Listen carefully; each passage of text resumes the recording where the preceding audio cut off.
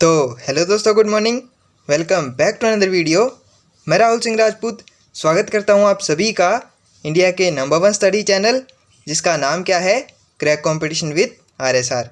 RSR से क्या मतलब है? आरएसआर यानी राहुल सिंह राजपूत यानी कि मैं। तो गाइस, आज की इस वीडियो में लोग डिस्कस करने वाले हैं एनसीईआरटी हिस्ट्री क्लास 6 चैप्टर 2 जिसका नाम क्या है, अखेट खाद्य संग्रह से भोजन उत्पादन तक। पिछले चैप्टर में हमने क्या पढ़ा? पिछले चैप्टर में हमने पढ़ा आरंभिक मानव के बारे में, और इसमें हम क्या पढ़ेंगे, वो क्या खाते थे और कैसे अपने भोजन का संग्रह करते थे। यही इसी चैप्टर का नाम भी है, आखेट खाद्य संग्रह से भोजन उत्पादन तक। और ये किसके बारे में है? तो ये है पाषाण काल के बारे में। गाइस, इसी चैनल पर मैं आप लोगों को एनसीईआरटी हिस्ट्री क्लास 6 to 12 पूरी कराने वाला हूँ कंप्लीट, और उसकी पीडीएफ भी आप लोगों को एज इट इज़ मिल जाएगी मेरे टेलीग्राम चैनल पर। मेरे टेलीग्राम चैनल का क्या नाम है? तो टेलीग्राम है क्रैक कंपटीशन विद आरएसआर, और इस चैप्टर की पीडीएफ भी आप लोगों को इसी चैनल पर मिलेगी, crack competition with RSR. Guys, ये एनसीईआरटी का एक डिटेल्ड कोर्स होने वाला है जिसके अंदर मैं आप लोगों को एनसीईआरटी लाइन टू लाइन और इतनी डिटेल से पढ़ाने वाला हूँ जितनी शायद ही आप लोगों ने आज तक यूट्यूब पर पढ़ी होगी। और सबसे बड़ी बात यह है कि आप इनके नोट्स भी एज इट इज़ बना सकते हैं, क्योंकि जो बिल्कुल बेकार की चीज़ें हैं वो मैंने पहले ही कट कर दी हैं, इसलिए आपको बिल्कुल भी टेंशन लेने की ज़रूरत नहीं है। आप इसके नोट्स एज इट इज़ बना सकते हैं, और जो एक छठी क्लास के बच्चे के लिए होती है वो चीज़ें मैंने इसमें से कट कर दी हैं। मैं सिर्फ वही चीज़ें लेकर आया हूँ जो आपकी यूपीएससी सीएसई के लिए इम्पोर्टेंट है और जो आपके एग्ज़ाम में पूछे जा सकते हैं। तो गाइज़, इस चैप्टर में हम पढ़ेंगे पूरा पाषाण काल के बारे में, मध्य पाषाण काल के बारे में और नव पाषाण काल के बारे में। तो बिना स्किप किए वीडियो में बने रहिएगा। चलिए बिना कोई टाइम वेस्ट किए वीडियो शुरू करते हैं। तो गाइज़, हमारे चैप्टर की शुरुआत होती है यहाँ से, आरंभिक मानव आखिर वे इधर उधर क्यों घूमते रहते थे? तो इसका आंसर हमें कैसे मिलेगा? तो आरंभिक मानव इधर उधर इसलिए घूमते रहते थे क्योंकि वे अनाज उपजाना नहीं जानते थे, यानी वे अनाज नहीं उपजाना जानते थे, वो खेती करना नहीं जानते थे, इसलिए वे अपने भोजन की तलाश में इधर उधर घूमते रहते थे। वे जंगलों से ही अपने भोजन इकट्ठा करते थे, जैसे जड़ें कंदमूल वगैरह वो खाते थे और जानवरों का शिकार करते थे। और उनके घूमने का कारण ये था कि वो जब ज़्यादा समय तक किसी स्थान पर रहते थे तो वे आसपास के फल वगैरह खाकर ख़त्म कर देते थे, और जानवर भी वहाँ पर ख़त्म हो जाते थे, इसलिए वे इधर उधर अपने भोजन की तलाश में घूमते रहते थे। और यही हमारी एनसीईआरटी में भी दिया हुआ है। तो आइए ये भी देख लेते हैं। तो ये क्या है? हम उन लोगों के बारे में जानते हैं जो इस महाद्वीप में 20 लाख साल पहले रहा करते थे, यानी आरंभिक मानव 20 लाख साल पहले था। तो 20 लाख साल पहले रहा करते थे। आज हम उन्हें आखेटक खाद्य संग्रह के नाम से जानते हैं। आखेटक किसे कहते हैं? जो इधर उधर घूमते रहते हैं, यानी शिकार करके अपना भोजन संग्रह करते हैं। आखेट खाद्य संग्रह के नाम से जानते हैं। भोजन का इंतजाम करने की विधि के आधार पर उन्हें इस नाम से पुकारा जाता था। तो मैंने आपको बता दिया है, आखेटक उन्हें क्यों कहते थे? क्योंकि वो जानवरों का शिकार करते थे, और आखेटक किसको कहा जाता है? शिकारी को। भोजन का इंतजाम करने की विधि के आधार पर उन्हें इस नाम से पुकारा जाता था। आमतौर पर खाने के लिए वे जंगली जानवरों का शिकार करते थे, मछलियाँ और चिड़िया पकड़ते थे, फल मूल दाने पौधे पत्तियाँ अंडे इकट्ठा किया करते थे। आखेटक खाद्य संग्रह समुदाय के लोग जगह जगह दूसरी जगह पर घूमते रहते थे। ऐसा करने के कई कारण थे, यानी ऐसा करने के उनके कई कारण थे। तो वो कारण मैंने आपको पहले ही बता दिए हैं। वो आसपास के जंगलों से फल वगैरह खाकर ख़त्म कर देते थे, और जो जानवर होते थे वो उन सभी का शिकार कर लेते थे। जब वो ख़त्म हो जाते थे तो वो उस स्थान को छोड़कर चले जाया करते थे। तो इसमें भी आगे यही दिया हुआ है। पहला कारण यह था, अगर वे एक ही जगह पर ज़्यादा दिनों तक रहते थे तो आसपास के पौधे फलों और जानवरों को खाकर समाप्त कर देते थे। इसलिए और भोजन की तलाश में उन्हें दूसरी जगह पर जाना पड़ता था। तो ये था हमारा आरंभिक मानव। और इसके बाद में ये एक क्वेश्चन है जो आपकी यूपीएससी सीएससी के एग्ज़ाम में पूछा गया है, तो ये भी देख लेते हैं। प्राचीन सभ्यताएं नदियों के किनारे ही क्यों विकसित हुई? तो प्राचीन सभ्यताएं नदियों के किनारे ही क्यों विकसित हुई, इसका आंसर हमें कैसे मिलेगा? तो अधिकांश प्राचीन सभ्यताएं मूल रूप से नदी घाटी क्षेत्रों में ही विकसित हुई। इसका कारण सिंचाई के लिए ताज़े पानी की प्रचुरता है, यानी नदियों से उन्हें ताज़ा पानी मिलता था, इसलिए वे प्राचीन सभ्यताएं नदियों के किनारे ही विकसित हुई। एवं समतल उपजाऊ मैदान यानी कृषि करने के लिए उन्हें समतल मैदान भी मिलते थे और पालतू जानवरों के चारागाह के लिए अनुकूलित होते थे, यानी उनके आसपास जो घास के मैदान होते थे उनमें वे अपने पालतू जानवरों को चारागाह के लिए ले जाया करते थे। इसलिए प्राचीन सभ्यताएं नदियों के किनारे ही विकसित हुई। साथ ही आवागमन का अच्छा साधन, इससे क्या मतलब है? यानी प्राचीन मानव यानी आरंभिक मानव नदियों में नाव वगैरह से आवागमन का भी अच्छा साधन था उनके लिए, यानी वे एक स्थान से दूसरे स्थान तक जा सकते थे। इसलिए ही प्राचीन सभ्यताएं नदियों के किनारे विकसित हुई। उदाहरण के लिए सिंधु घाटी सभ्यता सिंधु नदी पर, मेसोपोटामिया की सभ्यता टाइग्रिस और यूक्रेटस नदियों के बीच, और प्राचीन चीन की सभ्यता पीली और यांगत्सी नदियों के किनारे विकसित हुई। यानी ये कुछ सभ्यताएं हैं जो नदियों के किनारे ही विकसित हुई। और ये सिंधु घाटी सभ्यता हमारे भारत और पाकिस्तान में पाई जाती है, यानी सिंधु नदी के किनारे ये विकसित हुई।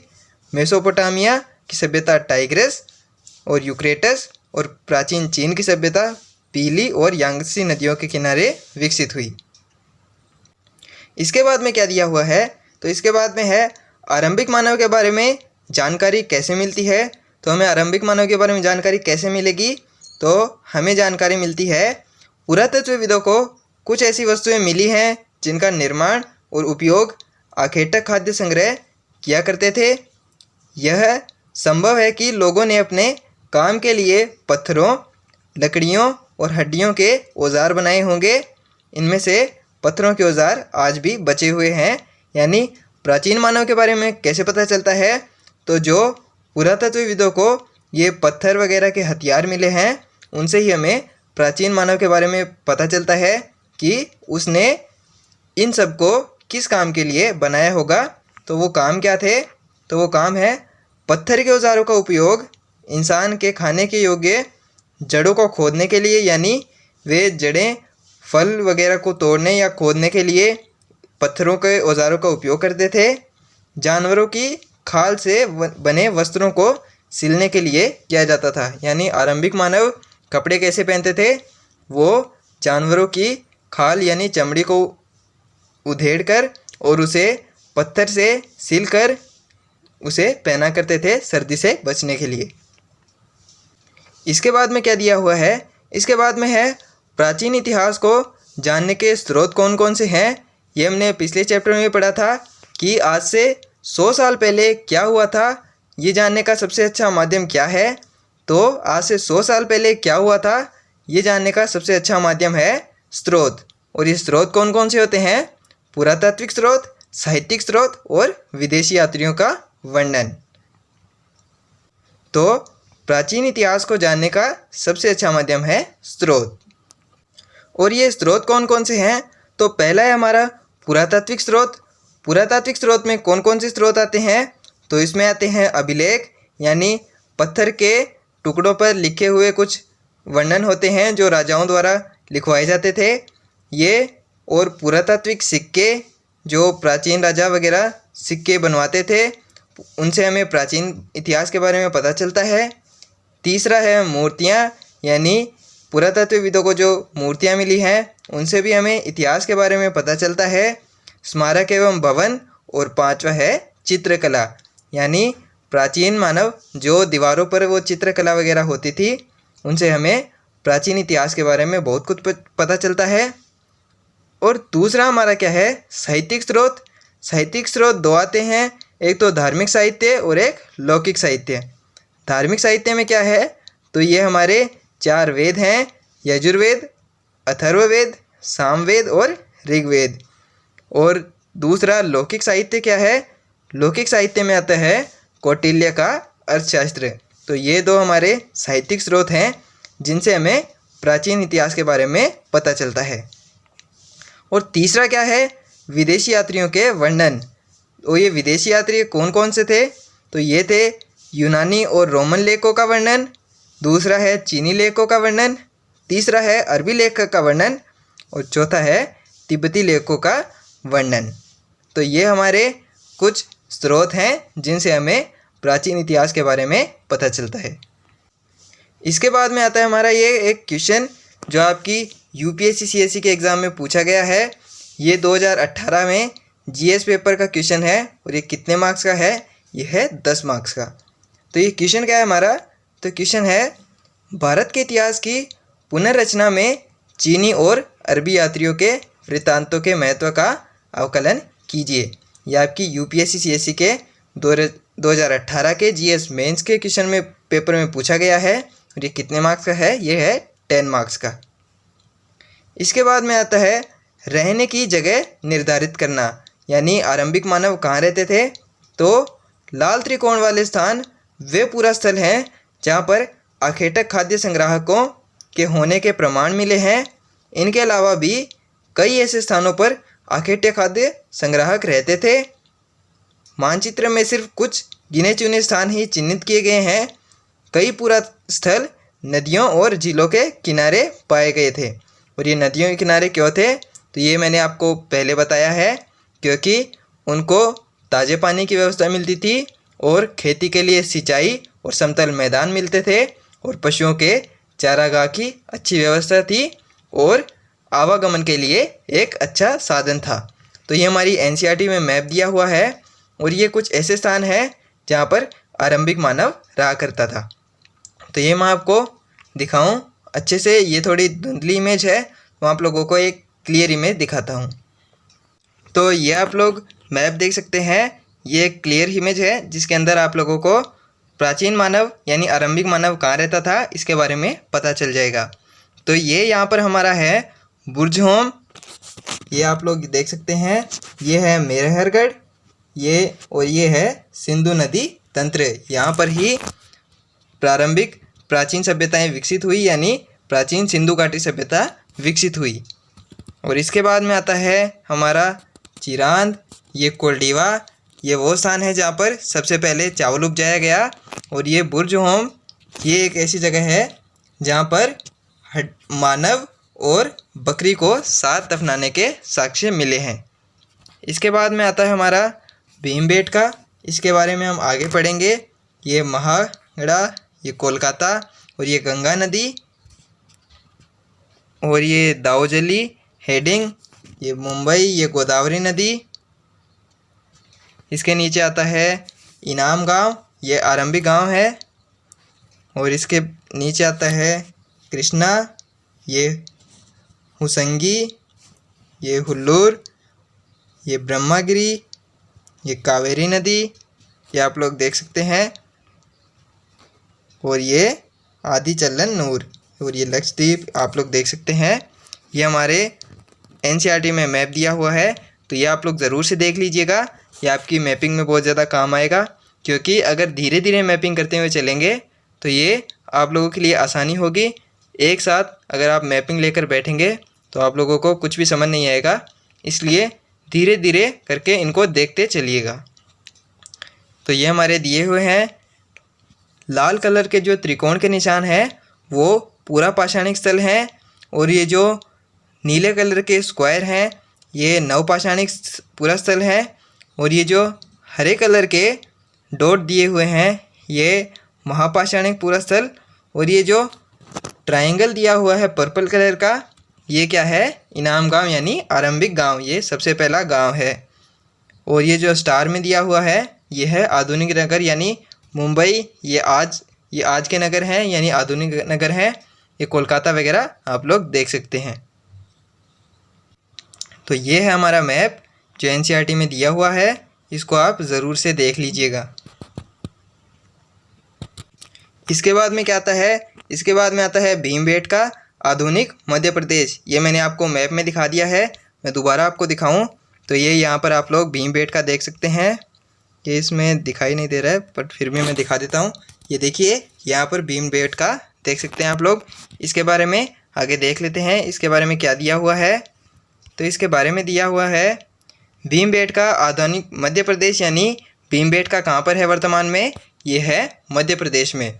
इस पूरा स्थल पर गुफाएं व कंदराएं मिलती हैं। लोग इन गुफाओं में इसलिए रहते थे क्योंकि यहाँ उन्हें बारिश, धूप और हवाओं में राहत मिलती थी। ये गुफाएं नर्मदा नदी के पास है, यानी ये भीमबेटका कहाँ पर है और इसकी ये गुफाएं कहाँ पर हैं, ये है नर्मदा नदी के किनारे। और ये कहाँ पर है, मध्य प्रदेश में। इसमें लोग क्यों रहते थे, क्योंकि जब बारिश वगैरह आती थी और धूप से बचने के लिए आरंभिक मानव इन गुफाओं में रहते थे, जिनके साक्ष्य हमें मध्य प्रदेश भीमबेटका से मिलते हैं। और इसके बाद में हमारी एनसीईआरटी में ये शैल चित्रकला का एक नोट पॉइंट दिया हुआ है, तो इसको भी देख लेते हैं। जिन गुफाओं में लोग रहते थे उनमें से कुछ की दीवारों पर चित्र मिले हैं, यानी ऐसे कुछ चित्र मिले हैं जिनमें आरंभिक मानव रहा करते थे। इनमें से कुछ सुंदर उदाहरण मध्य प्रदेश यानी भीमबेटका से और दक्षिणी उत्तर प्रदेश की गुफाओं से मिले हैं। इनमें जंगली जानवरों का बड़ी कुशलता से सजीव चित्रण किया गया है, यानी आरंभिक मानव ने पशुओं को पालना प्रारंभ कर दिया था, यानी पाषाण काल के मानव ने पशुओं को पालना आरंभ कर दिया था। इसके बाद में एक नोट पॉइंट है, जुलाई 2003 में यूनेस्को ने भीमबेटका को विश्व धरोहर स्थल घोषित किया, यानी ये जो हमारा भीमबेटका है इसको यूनेस्को ने विश्व धरोहर स्थल घोषित किया, यानी ये एक विश्व धरोहर स्थल है। इसके बाद में क्या दिया हुआ है, तो इसके बाद में है पुरास्थल। पुरास्थल किसे कहते हैं, पुरास्थल उस स्थान को कहते हैं जहां औजार, बर्तन और इमारतें जैसी वस्तुओं के अवशेष मिलते हैं। ऐसी वस्तुओं का निर्माण लोगों ने अपने काम के लिए किया था और बाद में वे उन्हें वहीं छोड़कर चले गए। ये ज़मीन के ऊपर, अंदर और कभी कभी समुद्र और नदी के तल में भी पाए जाते हैं, यानी पुरास्थल वे स्थान होते हैं जहाँ से हमें प्राचीन इतिहास के बारे में पता चलता है। इसके बाद में क्या आता है, आग की खोज, यानी आरंभिक मानव ने आग की खोज कब की और ये कहाँ पर मिले, यानी तो ये है कुरनूल की गुफा, यानी ये कुरनूल की गुफाओं में राख के अवशेष मिले हैं। इसका मतलब यह है कि आरंभिक लोग आग जलाना सीख गए थे और आग का इस्तेमाल कई कामों के लिए किया जाता था, जैसे प्रकाश के लिए, मांस को भूनने के लिए, यानी जो वो मांस वगैरह का सेवन करते थे उसको पकाने के लिए किया जाता था। खतरनाक जानवरों को दूर भगाने के लिए भी आग का प्रयोग किया जाता था, यानी आरंभिक मानव आग का प्रयोग करने लगा था। और वो किस काम के लिए था, वो था मांस को भूनने के लिए, जानवरों को दूर भगाने के लिए और रोशनी यानी प्रकाश के लिए किया जाता था। इसके बाद में क्या दिया हुआ है, बदलती जलवायु। बदलती जलवायु से क्या मतलब है, लगभग 12,000 साल पहले दुनिया की जलवायु में बड़े बदलाव आए और गर्मी बढ़ने लगी। इसके परिणाम स्वरूप कई क्षेत्रों में घास वाले मैदान बनने लगे, जिससे घास के मैदान बने और आरंभिक मानव ने पशुओं को पालना शुरू किया। इससे हिरण, बारहसिंगा, भेड़, बकरी और गाय जैसे उन जानवरों की संख्या बढ़ी जो घास खाकर जिंदा रहते थे, यानी ये गाय, भेड़ बकरी वगैरह की प्रजातियां कब बढ़ी, जब घास के मैदान बनने लगे, यानी गर्मी बढ़ने लगी। जो लोग इन जानवरों का शिकार करते थे वे भी इनके पीछे आए और इनके खाने पीने की आदतों और प्रजनन के समय की जानकारी हासिल करने लगे। हो सकता है कि तब लोग इन जानवरों को पकड़कर अपनी ज़रूरत के अनुसार पालने की बात सोचने लगे हों। साथ ही इस काल में मछली भी भोजन का महत्वपूर्ण स्रोत बन गई, यानी आरंभिक मानव ने इस समय तक आते आते मछली को भी खाना प्रारंभ कर दिया था और वे जानवरों को पालने और उनके प्रजनन की, यानी वो जनन प्रक्रिया होती है, उसकी जानकारी हासिल करने में लग गए थे, यानी वे इनको पालने के बारे में सोचने लगे थे। इसके बाद में क्या आता है, खेती और पशुपालन की शुरुआत। यानी खेती और पशुपालन की शुरुआत कब से होती है, तो इसी दौरान उपमहाद्वीप के भिन्न भिन्न इलाकों में गेहूँ, जौ और धान जैसे अनाज प्राकृतिक रूप से उगने लगे थे। यानी ये जो गेहूँ, जौ और धान है, ये प्राकृतिक रूप से उगने लगे थे, मानव ने इन्हें नहीं उपजाया था। शायद महिलाओं, पुरुषों और बच्चों ने इन अनाजों को भोजन के लिए बटोरना यानी इकट्ठा करना शुरू कर दिया होगा। साथ ही यह भी सीखने लगे होंगे कि अनाज कहाँ उगते थे और कब पककर तैयार होते थे। यानी आरंभिक मानव ने इस समय तक आते आते अनाज के बारे में भी जानकारी हासिल कर ली थी कि अनाज कैसे उगता है और ये कब पककर तैयार होता है, यानी कितने समय में ये पक जाता है और खाने लायक हो जाता है। ऐसा करते करते लोगों ने इन अनाज को खुद पैदा करना शुरू कर दिया। यानी अब तक क्या था, प्राकृतिक रूप से ही गेहूँ, जौ वगैरह उग जाया करते थे, लेकिन अब आरंभिक मानव ने इन्हें उपजाना प्रारंभ कर दिया था। इस प्रकार धीरे धीरे वे कृषक बन गए, यानी किसान बन गए। इसी तरह लोगों ने अपने घरों के आसपास का चारा रखकर जानवरों को आकर्षित कर उन्हें पालतू बनाया। यानी जब वो खेती करने लगे तो वे चारा वगैरह भी उगाने लगे और उसी से उन्होंने पालतू जानवरों को आकर्षित किया और उन्हें पालना शुरू किया। सबसे पहले जिस जंगली जानवर को पालतू बनाया गया वह कुत्ते का जंगली पूर्वज था। यानी सबसे पहला पालतू जानवर किसको बनाया गया, तो वो था कुत्ता।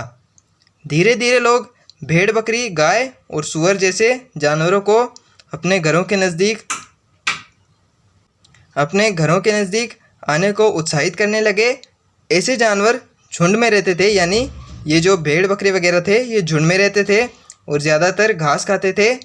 अक्सर लोग अन्य जंगली जानवरों के आक्रमण से इनकी सुरक्षा किया करते थे और इस तरह धीरे धीरे वे पशुपालक बन गए। यानी उन्होंने कृषि के साथ पशुओं को भी पालना शुरू कर दिया था इस समय तक आते आते। तो ऐसे खेती और पशुपालन की शुरुआत हुई। तो वो कैसे हुई थी, वो पहले तो गेहूँ, जौ वगैरह प्राकृतिक रूप से उगते थे। बाद में मानव ने इन्हें समझना प्रारंभ किया कि ये कैसे उगते हैं और किस समय तक पककर तैयार हो जाते हैं। और इसके बाद इन्होंने घास को जानवरों को खाते हुए देखा और इन्होंने चारा वगैरह उगाना प्रारंभ किया और धीरे धीरे करते इन्होंने गाय, भेड़, बकरी जैसे पालतू जानवरों को पालना शुरू किया। और पहला पालतू जानवर कौन सा था, तो वो था कुत्ता। इसके बाद क्या आता है, इसके बाद है बसने की प्रक्रिया। लोगों द्वारा पौधे उगाने और जानवरों की देखभाल करने की प्रक्रिया को बसने की प्रक्रिया नाम दिया गया। यानी इसको बसने की प्रक्रिया क्यों बोला गया, क्योंकि जब मानव ने कृषि करना आरंभ किया और जो फसल होती है हमारी 5-6 महीने में बनकर तैयार होती है, ये पकने में समय लगता है, इसलिए मानव अब घूमना फिरना बंद कर दिया और उसने एक जगह पर बसना शुरू कर दिया था। इसलिए ही इसे बसने की प्रक्रिया नाम दिया गया। इसके आगे क्या दिया हुआ है, अपनाए गए ये पौधे तथा जानवर अक्सर जंगली जानवरों तथा जंगली पौधों तथा जानवरों से भिन्न होते थे। इसी वजह से इसकी वजह यह है कि बसने की प्रक्रिया की दिशा में अपनाए गए ये पौधे तथा जानवरों का लोग चयन करते थे। यानी ये जो लोग पौधे उगाते थे और जो जानवर पालते थे वो जंगली पौधों और जानवरों से अलग होते थे। उदाहरण के लिए बसने की प्रक्रिया पूरी दुनिया में धीरे धीरे चलती रही। यह करीब 12,000 साल पहले शुरू हुई। यानी मानव ने एक जगह पर रुकना कब से शुरू किया, तो ये किया 12,000 साल पहले। वास्तव में आज हम जो भोजन करते हैं वो इसी बसने की प्रक्रिया की वजह से है। और ये क्यों है, क्योंकि इस समय तक आते आते मानव ने कृषि करना आरंभ कर दिया था और आज हम जो भोजन करते हैं वो इसी बसने की प्रक्रिया की वजह से है। कृषि के लिए अपनाई गई सबसे प्राचीन फसलें गेहूं तथा जौ आते हैं। यानी सबसे पहली फसल कौन सी थी, वो थी गेहूं और जौ। और चावल के साक्ष्य कहाँ से मिले हैं, ये मैंने आपको मैप में बता दिया है। तो सबसे पहले चावल कहाँ उपजाया गया था, वो था कोल्डीवा में। वो कहाँ पर स्थित है, वो है विंध्याचल पर्वत यानी मध्य प्रदेश के उत्तर यानी उत्तर दिशा में, विंध्याचल पर्वत की उत्तर दिशा में। इसी तरह सबसे पहले पालतू बनाए गए जानवरों में कुत्ते के बाद भेड़ बकरी आते हैं। यानी सबसे पहला जानवर पालतू जानवर कौन सा था, तो वो था कुत्ता। और उसके बाद कौन से आते हैं, उसके बाद आते हैं भेड़ बकरी। भेड़ बकरी को क्यों पालते थे, वो पालते थे दूध के लिए। तो भेड़ बकरी क्यों पालते थे, दूध, और जो उनके कई वो मांस वगैरह भी खाते थे, इसलिए उन्हें पालना भी शुरू कर दिया था। शुरुआती कृषकों और पशुपालकों के होने के साक्ष्य मिले हैं। ये पूरे उपमहाद्वीप में पाए जाते थे। इनमें सबसे महत्वपूर्ण पश्चिमोत्तर यानी पश्चिम और उत्तर दिशा के क्षेत्र में पाए जाने वाले आधुनिक कश्मीर में और पूर्वी तथा दक्षिणी भारत में पाए जाते थे। यानी ये जो असम अरुणाचल प्रदेश है इस साइड, और ये दक्षिण में यानी साउथ की साइड, और कश्मीर में आरंभिक कृषक पाए जाते थे। वैसे तो ये पूरे उपमहाद्वीप में थे, लेकिन सबसे महत्वपूर्ण कृषि क्षेत्र जो था वो कश्मीर में और पूर्व भाग में और दक्षिणी भाग में पाए जाते थे। इसके बाद आता है स्थायी जीवन की ओर, यानी आरंभिक मानव ने स्थायी जीवन यानी एक जगह पर टिक कर रहना कब से शुरू किया। पुरातत्वविदों को कुछ पुरास्थल पर झोंपड़ियों और घरों के निशान मिले हैं। यानी आरंभिक मानव ने अब झोंपड़ियाँ और घर बनाने शुरू कर दिए थे, क्योंकि वो कृषि वगैरह करते थे, इसलिए उन्हें 5-6 महीने या लगभग एक साल के समय के लिए भी एक जगह पर रहना पड़ता था। इसलिए उन्होंने झोपड़ियाँ और घर बनाना शुरू किया। जैसे कि बुर्ज होम वर्तमान कश्मीर के लोग गड्ढे के नीचे घर बनाकर रहते थे, जिन्हें गर्तवास कहा जाता था। इनमें उतरने के लिए सीढ़ियाँ होती थी। इससे उन्हें ठंड के मौसम में सुरक्षा मिलती होगी। यानी अगर वो जो धरती के नीचे यानी ज़मीन के नीचे घर बनाते थे, तो वो क्यों बनाते थे, इससे उन्हें सर्दी से सुरक्षा मिलती थी। पुरातत्वविदों को झोपड़ियों के अंदर और बाहर दोनों ही स्थानों पर आग जलाने की जगह मिली है। यानी ये लोग आग का प्रयोग भी करते थे। ऐसा लगता था कि मौसम के अनुसार घर के अंदर या बाहर खाना पकाते थे। यानी जब मौसम ठंडा होता था तो वो घर के अंदर भोजन पकाते थे, और जब मौसम गर्म होता था तो वो घर के बाहर भोजन पकाते थे। इसके बाद क्या आता है, बहुत सारी जगहों से पत्थर के औजार भी मिले हैं।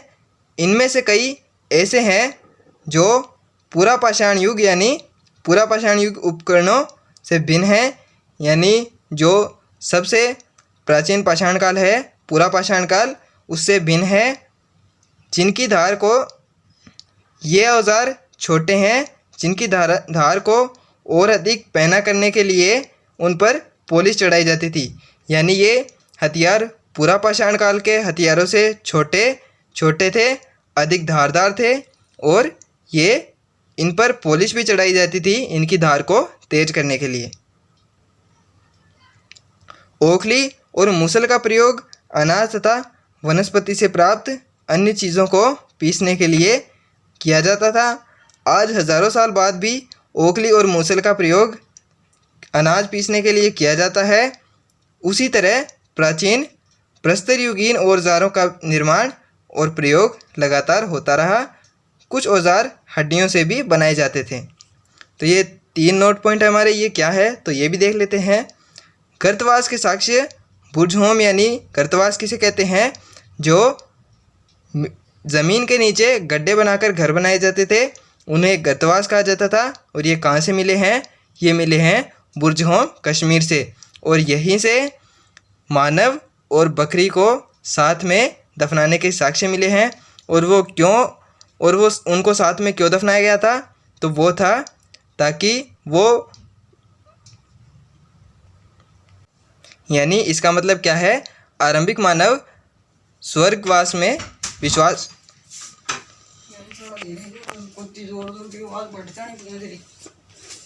तो ते तो बोलेंगे ही आगे क्या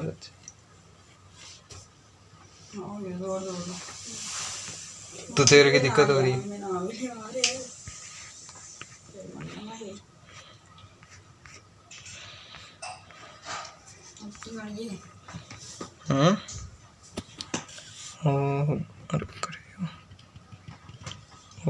बस एक और बच रहे, बस एक और बच रहे। कौन लेगा वो वही। आगे लेगा तो पे क्वेश्चन आंसर जल्दी से जाता हूँ।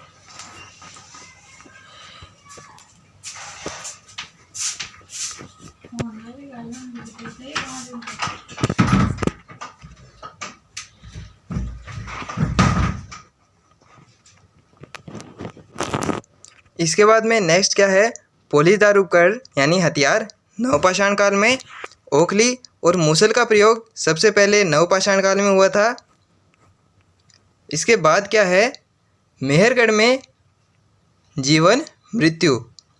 प्राचीन मानचित्र में मानचित्र 2 में मेहरगढ़ को ढूंढो। मेहरगढ़ मैंने आपको दिखा दिया है, ये वर्तमान कहाँ पर है, यह है पाकिस्तान में। यह ईरान जाने वाले सबसे महत्वपूर्ण रास्ते यानी बोलन दर्रे के पास एक हरा भरा समतल स्थान है। मेहरगढ़ संभवतः वह स्थान है जहाँ के स्त्री पुरुषों ने इस इलाके में सबसे पहले जौ गेहूँ उगाना और भेड़ बकरी पालना शुरू किया। यहाँ विभिन्न प्रकार के जानवरों की हड्डियाँ मिली। इनमें हिरण तथा सूअर और जंगली जानवरों तथा भेड़ और बकरियों की हड्डियाँ मिली। मेहरगढ़ में इसके अलावा चौकोर तथा आयताकार घरों के अवशेष भी मिले हैं। प्रत्येक घर के 4 या उससे ज़्यादा कमरे थे, जिनमें से कुछ संभवतः भंडारण के काम आते होंगे। मृत्यु के बाद सामान्यतः मृतक के सगे संबंधी उसके प्रति सम्मान जताते हैं। लोगों की आस्था है कि मृत्यु के बाद भी जीवन होता है, इसलिए कब्र में मृतकों के साथ कुछ सामान भी रखते थे, जो मैंने आपको बताया। एक मानव के साथ बकरी को दफनाने के साक्ष्य मिले हैं। और ये क्यों दफनाया गया था, ताकि ये जो मानव है वो आगे यानी जिस भी संसार में ये जाने वाला है उसमें भी अपने भोजन की व्यवस्था कर सके, इसलिए उसके साथ बकरी को दफनाया गया था। मेहरगढ़ में ऐसी कई कब्रें मिली हैं। एक कब्र में एक मृतक के साथ एक बकरी को भी दफनाया गया है। संभवतः इसे परलोक में मृतक के खाने के लिए रखा गया होगा, मैंने आपको ये बता दिया है। और इसके बाद में आते हैं हमारे ये कुछ इम्पोर्टेंट शब्द, तो ये भी देख लेते हैं। आखेट खाद्य संग्राहक। आखेट खाद्य संग्राहक किसे कहते हैं, तो जो मानव अपने भोजन के लिए इधर उधर घूमते थे और जानवरों का शिकार करते थे, उन्हें आखेटक खाद्य संग्राहक कहा जाता था। पूरा स्थल किसे कहते हैं, जहाँ से हमें ऐसे स्थल जहाँ से हमें प्राचीन इतिहास के बारे में पता चलता है, उन्हें ही पूरा स्थल कहते हैं। उद्योग स्थल, जहाँ पर आरंभिक मानव ने ये अपने उद्योग यानी कुटीर उद्योग वगैरह ये प्रारंभ किए थे, उन्हें उद्योग स्थल कहा जाता है। आवासीय स्थल कौन से होते हैं, जहाँ मानव ने अपना स्थायी जीवन शुरू किया यानी जहाँ उन्होंने सबसे पहले रहना शुरू किया, उन्हें आवासीय स्थल कहा जाता है। पुरापाषाण युग, ये सबसे पहला पाषाण काल युग है। इसके बाद में आता है मध्य पाषाण काल युग। इसके बाद में आता है लघु पाषाण। ये 3 पाषाण काल है, नवपाषाण काल, मध्य पाषाण काल और पुरापाषाण काल, मध्य पाषाण काल और नवपाषाण काल। इसके बाद में आता है कृषक। आरंभिक मानव कृषक भी थे और पशुपालक भी थे। इसके बाद में आता है नवपाषाण युग और फिर आता है कब्रें, यानी जो ये बकरी और मानव को साथ में दफनाया गया है, ये ऐसी कब्रें मेहरगढ़ से मिली हैं। इसके बाद में कुछ इम्पोर्टेंट डेट्स है, वो भी आप लोग याद कर लीजिएगा। तो मध्य पाषाण युग कितने समय के अंतर पर था, तो ये था 12,000 साल पहले से 10,000 साल पहले तक। इसके बाद में आता है बसने की प्रक्रिया का आरंभ, तो ये कब से है, लगभग 12,000 साल पहले।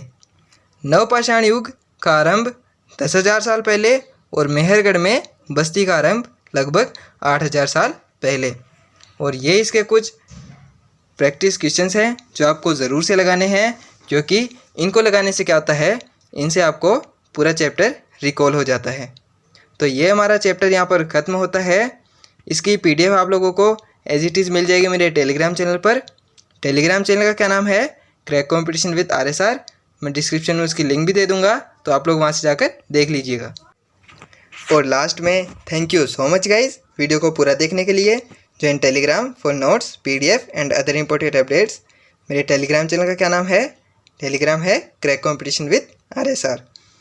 अगर वीडियो पसंद आए तो वीडियो को लाइक कर देना, शेयर कर देना, और अगर आपको मेरे पढ़ाने का अंदाज़ अच्छा लगा तो एक अच्छा सा कमेंट भी कर देना। Thank you so much guys.